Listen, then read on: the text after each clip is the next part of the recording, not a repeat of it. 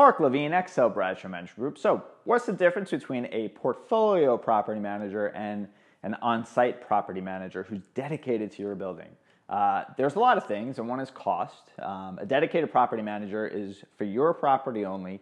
We've seen buildings that are 500, 700, 1,000 units and more, and you have a dedicated property manager. Maybe you even have an assistant property manager on site to help. And those people are only responsible for the building at hand, so they're not distracted by other issues, other emergencies that are coming up within the managing agent's portfolio. They're dedicated to you, but it also costs a lot more. You're absorbing, obviously, their salary and all of the benefits that the managing agent is going to pay for them. And a lot of self-managed co-op and condo buildings have an on-site dedicated person, and obviously they don't get the full range of services as a management company, but it works for them in that regard. One of the things that I get asked a lot, especially in interviews, is what's the average portfolio for a portfolio manager? And that really is kind of a loaded question.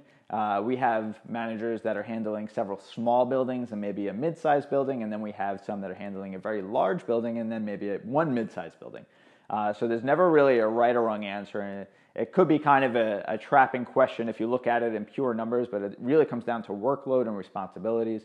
But a portfolio manager is exactly what it sounds like. You're handling a portfolio, you're handling multiple buildings, multiple boards, multiple residents, and with that becomes multiple issues. So I'll never say that a 5-unit building is less work than a 100-unit building, because on a month-to-month variance, that 5-unit building, as I've seen before in my working experience, could be a lot more work depending on the issues at hand.